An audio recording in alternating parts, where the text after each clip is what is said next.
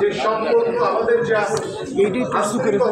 আমাদের যে মস্তিষ্ক যে সঠিক সংবাদ যখন আপনারা গণমাধ্যমের মাধ্যমে আপনারা জাতির সামনে তুলে ধরবেন, তখন আমরা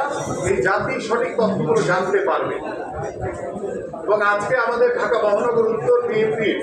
সাথে আজকের যে মত বিনিময় সভায়, সেই সভায় আমি আশা করব যে আপনারা আমাদের ভাই হিসেবে, বন্ধু হিসেবে পাশে থেকে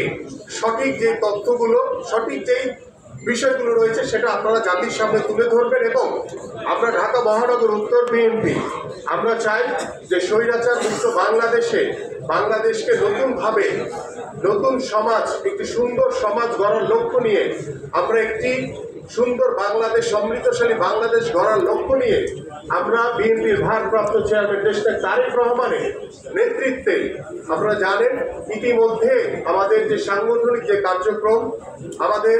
বিভিন্ন জায়গায় যে বিভিন্ন আমাদের দায়িত্বশীল যে কার্যক্রমগুলো রয়েছে সেগুলো আমরা করে যাচ্ছি।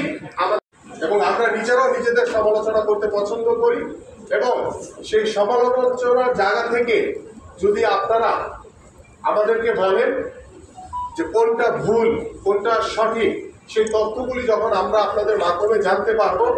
আমাদের যদি ভুল হয় সেটাকে অবশ্যই আপনারা সমালোচনা করবেন, আবার যেটা সঠিক হয় সেটাকে আপনারা সঠিকভাবে উপস্থাপন করবেন, এই প্রত্যাশা আমি আপনাদের সকলের কাছে করছি। এবং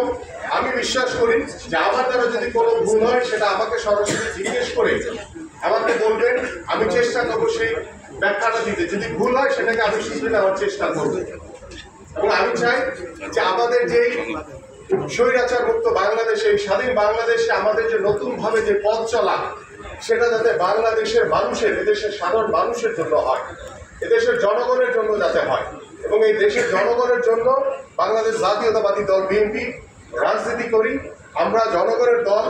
হিসেবে খ্যাত। এবং সেই জনগণকে সাথে নিয়ে আমরা বিএনপির ভারপ্রাপ্ত চেয়ারম্যান দেশনায়ক তারেক রহমানের নির্দেশনায় বাংলাদেশের